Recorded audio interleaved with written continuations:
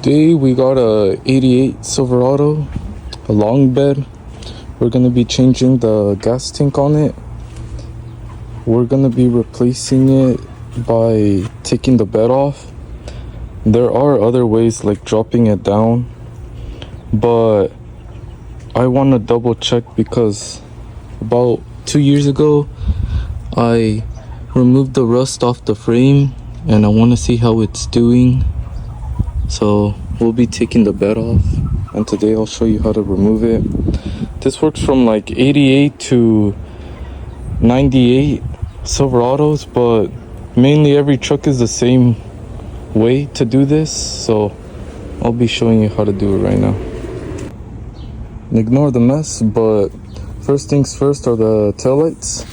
We're gonna have to locate the screws that hold it on. This has one, has two. They're just Phillip heads, so just go ahead and remove them. This one.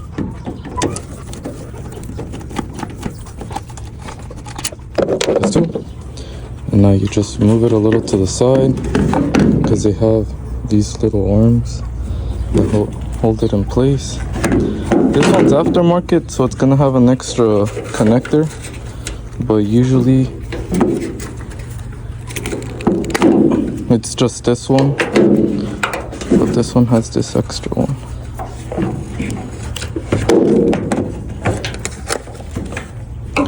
There you go, they're removed. I already did the other side, it's over here. So I like to put these back onto the tail light so I don't lose them.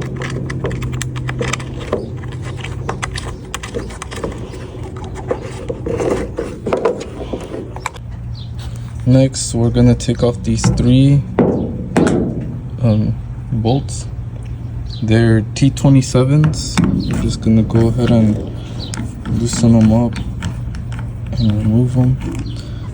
So when we remove the bed, the whole filler neck doesn't come with it.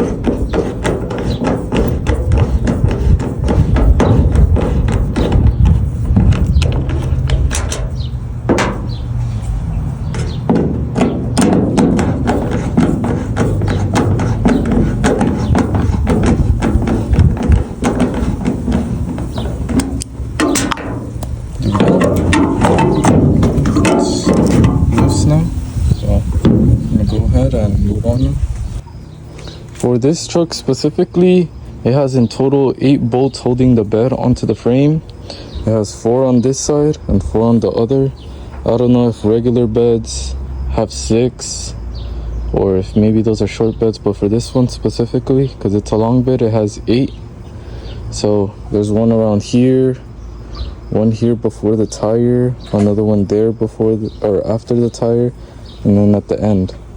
So I'll show you guys under right now, but they're 18mm bolts, so make sure you have a breaker bar because they might be rusted, and if not, just a 1/2 inch or an impact. But make sure you have a long extension. Have this specifically. I'm probably gonna use a breaker bar just in case because it has been 2 years since I've taken them off, so let's see. Here is the first one. It's right next to where the cabin mount is. So let's remove this one first. The next one is right here above the first part where the leaf spring is bolted onto. So for this, you're gonna need a wobble, and I'll show you guys right now how I do it. I just have it set like that with the wobble, and then with my ratchet down here. The third bolt is here next to where the leaf spring ends. It is in that hole right there. The bolt is all the way up there. Here's a better view. There's the bolt. This is why you need a long extension. But yeah. The final bolt on one side is over here next to where this support beam is for the bumper.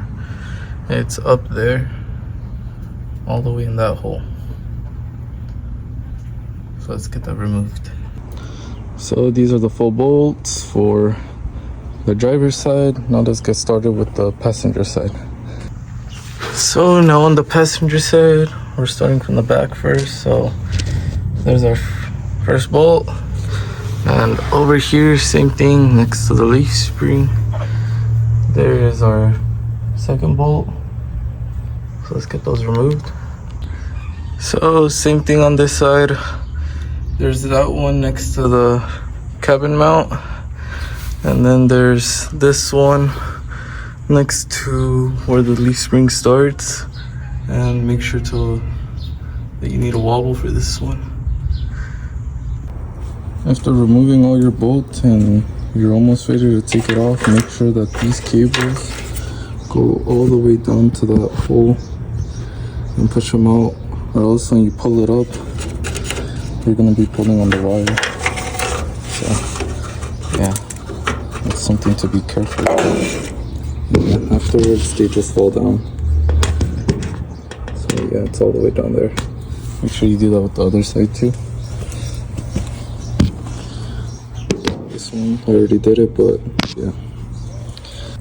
So now, before pulling the bed up, there are clips on the bed that we have to remove. These, yeah, they're across. Make sure to remove them and just pull the cables out towards here in the middle where all the cables hang right here. I'll show you how it looks like right now. So afterwards, I got both cables out and they're all uncooked now from each side. And afterwards, now you can now go ahead and start jacking up the bed, or however you're gonna take it off. So for me, I just tied the corners of the truck, and then I have this jack right here lifting it up. And just make sure when you lift it up that it doesn't hit your cabin, or else if you're really careful, you're painting it, it will scratch it. So just make sure. When I do it like this, I just lift it up to a good point where it's above the tires, and then I just move the truck straight ahead. So I could just put this on the ground. I'll probably get some, like 3 rims on each side, so you don't bend the bottom, because they do have supports. Other than that, it's pretty simple to, or if you have a couple of friends, 2 on each side, each one can have one side of the tire, and you could just lift it up too and take it off. That's how I put it on last time, but right now we're just gonna use this. It's less work too, so yeah. I have a good amount lifted up already, and I'm pretty sure moving it slowly and adjusting it will just pass through, because I maxed out of it. I left the rope too long, but we'll just go from here.